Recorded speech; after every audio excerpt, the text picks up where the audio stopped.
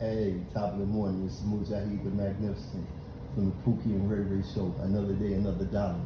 Just following up on what my man General Tito did like the other day on the Booty Banditry from the Boondocks.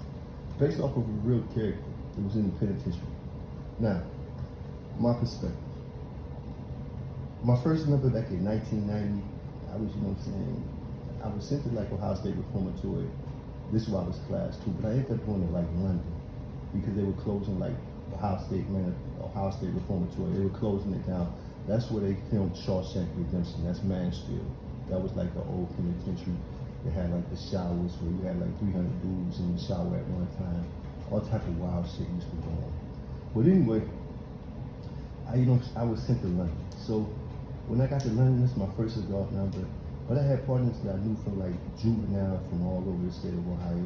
And then, I had partners from the streets. So when I first got there, some of my partners I was cool with from the streets, from juvenile, it was like, we got care packages for you. So when you first came in the system, you had people, you was cool with, they were established.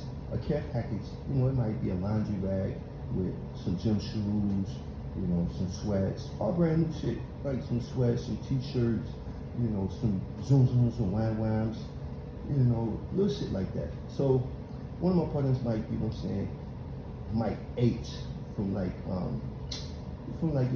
neighborhood, like in Columbus. Anyway, my partner, one of my, my little homeboys, my partner Mike, he ain't little or nothing like that, but, he had like a little care package for me. So I went through like the quartermaster, where you go when you first get there, and you first get off the bus, they take you to quartermaster, and no matter how many people there are, they get off the bus at the same time. Everybody stands side by side, strip down, then they have you go through the procedure. So okay, first thing they want you to do, they want you to lift your testicles, lift your balls, and lift your balls, cough. Then afterwards, turn around, you lifting your hands up in the air. Then they want you, to like lift your feet to expose the soles of your feet. And after you lift your right foot, your left foot, show the bottom of your feet, your soles. Then they want you to grab your cheeks, open your cheeks, spread your cheeks, and then squat and cough. So afterwards, they give you, you're assigned your property. So you get like your state blankets, you get your sheets, you get your state blues, like 3 pair of blues, like pants and shirts, 3 pair of underwear. Back then, they were just like some generic shit. Today, Bob Barker from The Price is Right, he done gotten from The Price is Right, he's gotten into the game. So now the state issued underwear, the state issued like t-shirts, they're Bob Barkers. A lot of shit, is like Bob Barker. There's big money in the penitentiary. You got bonds in there. So you get your property, and after you get your property, you're assigned to your particular housing unit. So fresh off the bus, out of the quartermaster, I received my state issued property, and I was assigned to like 5 dorm. So 5 dorm at that time, it was above 9 dorm. I go, to the 5 dorm. There's a young white cat that rolled, he rolled from reception, where you're at for like 30 to 60 days while they class you. So he rolled from the reception center to London with me.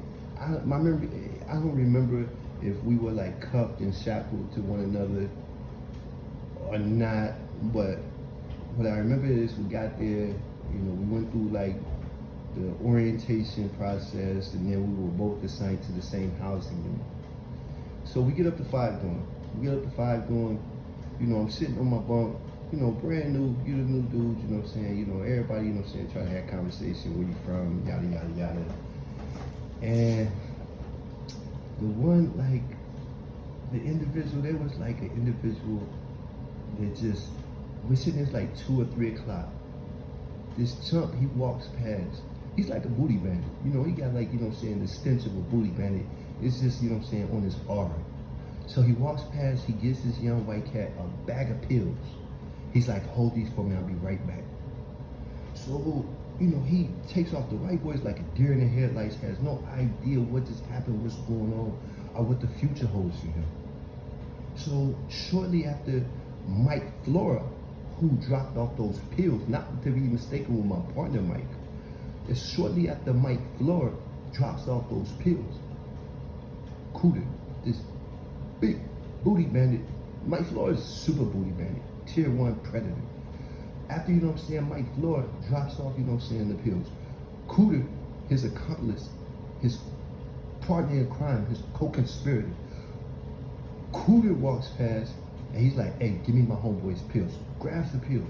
The white boy's like a deer in the headlights. He don't have any fucking idea what just happened. I'm sitting here looking because I've seen this shit play out in Juvenile. Not for, you know what I'm saying, the motherfuckers buns, but just, you know what I'm saying, for the extortion, for like commissary and shit like that. So I'm like, after, you know what I'm saying, Cooter, you know what I'm saying, comes and grabs the pills. Mike Floyd, he comes back, he's like, hey, where my pills at? The white boy is like, he don't have any idea what's going on. He's like, your friend came in. So Mike Floyd's like, I don't have any fucking friends here, man. I just gave you $1,000 worth of beans. These are teas. These are like the pills that the dope fiends in the penitentiary used to always snort. And these are like the pills they used to like prescribe to like females who had like menstrual cramps, real bad cramps during their cycle. So he said like, sneak them into the joint different ways. I won't go in there right now. You know what I'm saying? They get out on the dance floor and keys to this shit. But he's like, you know, they would like sit around and snort these pills and then act like they had a drain, like they were snorting cocaine. And just sit around like, just real dope fiend shit, man. Like, so Mike is like, you know, I don't have no party here. You know, you need to get on the phone right now, call your people and tell your people to like send me $1,000. White boy, poor white trash, man. He like, you know what I'm saying, like the white boys that you find, you know what I'm saying, in the bottoms of Columbus at the time. You know what I'm saying, like every city, you know what I'm saying, had like one neighborhood mainly where your poor white trash came from. Just like, you know what I'm saying, the ghetto, like the hood. And I'm not saying that like no bad negative shit, just real talk. So, he's like, Mike, he knew this white boy people that had no fucking $1,000 to send him. And I know them pills wasn't nothing but some fucking ibuprofen. Anytime anything happens to you in the joint, when you go to the infirmary, I don't give a fuck what happened to you. If they bring you in there with a broken fucking neck, they're gonna, you know what I'm saying, give you a bag of ibuprofen and tell you to come back in the morning. Like, I don't give a fuck what it is, literally, really. No talk, I mean, no jokes, no bullshit, no cap, none of that. Any fucking thing you go to the infirmary for, you're going to leave out of there with a bag of fucking ibuprofen. You go in there, you know what I'm saying, with a seizure, ibuprofen. You go in there, you know what I'm saying, with AIDS, about to die, ibuprofen. You go in there with cancer, ibuprofen. I don't give a fuck what you go in there for. You're coming out with ibuprofen. So, Mike bitch ass, he took his ibuprofen, which had no monetary value at all, maybe $1, $2. He takes these ibuprofen and he runs the game on the white boy, like for $1,000. The white boy ain't had no $1,000. So he's like, look, your second option is you can, like, when they call child, stay back from child, don't go to child, get your shower shit and meet me in the shower to work off your debt. I'm sitting here looking, man, I'm fucking living, man. All I want this white boy to do is just stand up, man. Stand up for your fucking buns, dog. And if you stand up for your buns, I'll stand up with you. But I can't stand up for you. So, count time, count clears, child time. Child time, I'm looking, man. All I want is the white boy to just, but I done seen, man. He done folded, man. Instead of getting hit in the face, he really, you know what I'm saying, have somebody hit him. Man, listen. We can, like, hit all day, man, but you not violating me, like, but the white boy, he went for it, scared, man. That shit, like, pissed me off so bad, man. But these are your Fleece Johnsons of the world.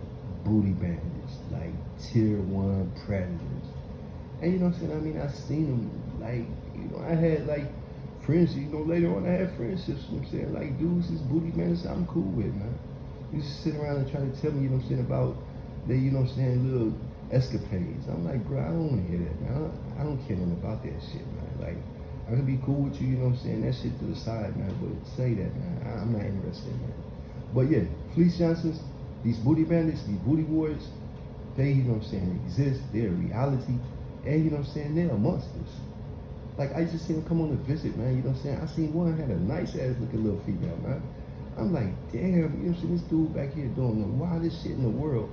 And then, you know what I'm saying, you actually got a fucking female, man. But they say it's somebody for everybody, so it is what it is.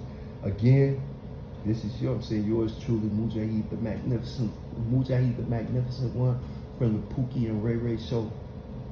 Keep your head up, stay focused. I'm out.